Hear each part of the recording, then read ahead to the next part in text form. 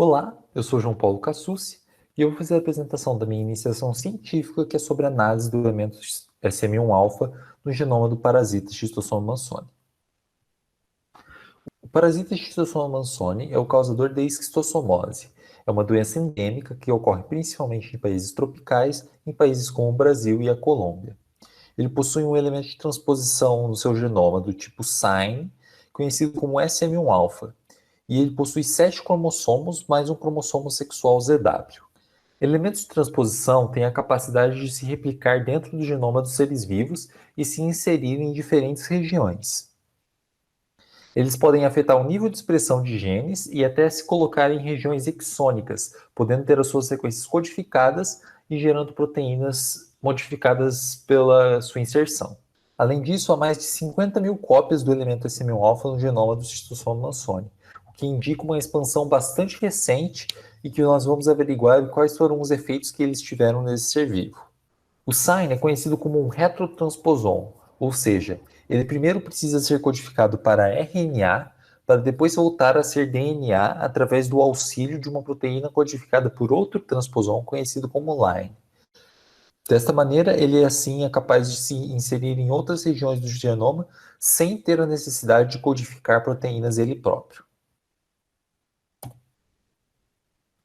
Aqui nós temos algumas perguntas a serem respondidas, como de que modo este alto número de elementos pode afetar a estrutura e a expressão do genoma do parasita, e se esta expansão de elementos SM1-alfa ocorreu em outras espécies do gênero Schistossoma. Para avaliar essas questões, nós vamos fazer as seguintes análises. Nós vamos pegar a avaliação dos genes, das sequências dos genes do Schistossoma mansoni e verificar a sua disposição em relação ao elemento de transposição SM1-alfa. Além disso, vamos fazer o mesmo para o conteúdo CG e também verificar se há alguma relação com a expressão gênica em unidade de medida RPKM, que nos dá uma maneira de comparar a expressão de genes dentro de um mesmo genoma, dentro de um mesmo experimento. Também serão averiguadas se houveram expansões em outras espécies do gênero Schistossoma. Para fazer essa avaliação dessa disposição, foi utilizado o método de janelas deslizantes, com uma janela de tamanho de 5 milhões de pares de base e cada uma delas deslocadas 10 mil pares de base. Aqui nós temos um esquema mostrando mais ou menos como esse método funciona.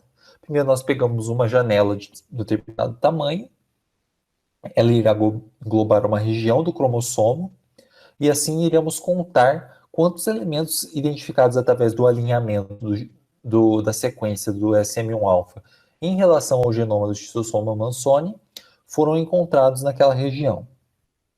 Depois dessa janela vai ser deslocada uma determinada quantidade de bases, nesse caso 10 mil, e aí será contados novamente a quantidade de elementos presentes no genoma.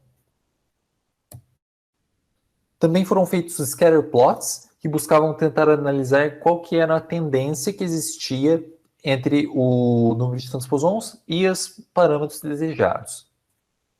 Nesse caso aqui, nós fizemos janelas de tamanho de 1 milhão de pares de base, no caso para a expressão gênica e para o número de genes, e também para 300 mil pares de base para o caso do conteúdo CG.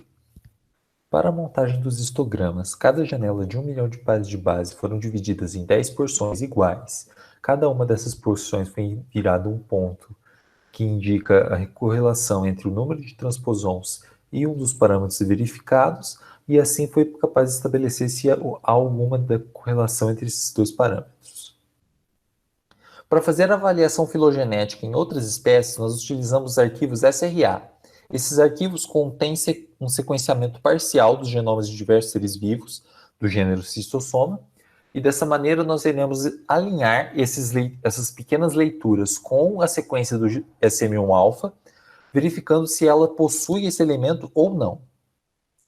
A partir disso, nós iremos contar o número de leituras que possuem o elemento de transposição e iremos dividir pelo número total de leituras, para obter assim a porcentagem que é dada pela quantidade de leituras que possuem o elemento.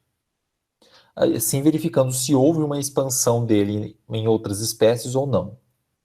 Aqui nós temos o nosso primeiro resultado, que é um gráfico de janela deslizante mostrando a disposição dos genes em relação ao transposon. Como se pode ver, o elemento de transposição tem uma tendência a se acumular mais nas pontas do cromossomo, enquanto que o número de genes tende a ser maior no centro. Aqui é um histograma mostrando de forma mais clara essa tendência negativa entre a disposição dos genes e do elemento de transposição. E como se pode ver, as janelas aqui são de 1 milhão de pares de base independentes umas das outras, e elas estão dispostas em relação ao coeficiente Rho-Pearson. Aqui, como nós podemos ver, a tendência das frequências dessas janelas é muito mais forte na região de menos 75 a menos 0,25 no valor de Hurd-Pearson, o que significa que há uma tendência forte, relativamente forte, entre o número de transposons e o número de genes. Nesse caso, uma tendência negativa.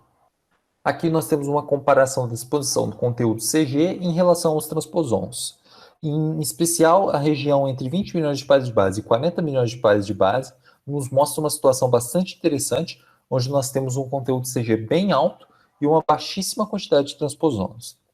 Essa região em vermelho, de 20 milhões de pares de base a 40 milhões de pares de base, possui genes responsáveis pela diferenciação sexual do gistossoma Manson. Dessa maneira, ela pode ser importante para o metabolismo do ser vivo e ela não pode ser afetada pela presença de elementos de transposição que são selecionados negativamente nessa região. Nesse resultado aqui, nós também fizemos um histograma de janelas de 1 milhão de pares de base para o conteúdo CG em relação ao Rho-Pearson. Como se pode ver, aqui a tendência negativa é ainda mais forte, sendo a maior parte das janelas estando presentes entre menos 1 Rho-Pearson e até menos meio Rho-Pearson. Também foi feito um scatter plot mostrando a tendência negativa da disposição dos transposons em relação ao conteúdo CG. Aqui ficam ver com mais clareza, num gráfico log-log, que o conteúdo CG possui uma tendência negativa em relação ao número de transposons, fazendo com que ele diminui em número de quantidades conforme o conteúdo CG aumenta. Aqui mais um resultado de janela deslizante, nesse caso para a expressão gênica em RPKM em relação aos transposons. Ela também possui uma mediana mais alta no centro, enquanto que nas pontas a expressão tende a ser menor.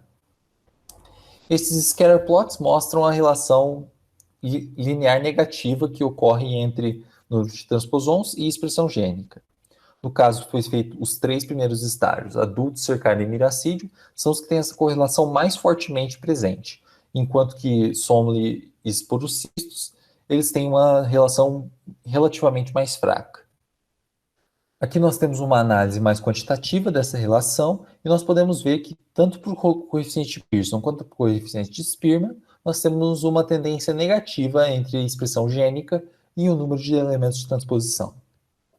Por último, nós temos uma análise filogenética, verificando se há uma expansão desses elementos SM1-alfa em outras espécies de xistossoma. No caso, nós podemos ver que o xistossoma curasoni, a hematobium e matrei são os que possuem uma expansão ainda maior até mesmo que o Manson. Outros exemplos claros que podem ver uma expansão forte é o Rhodhaine e o Japonicum, que também possuem expressões de SM1-alfa maiores até mesmo que o próprio Manson. Essa é a minha apresentação, aqui estão as referências e obrigado por ter assistido.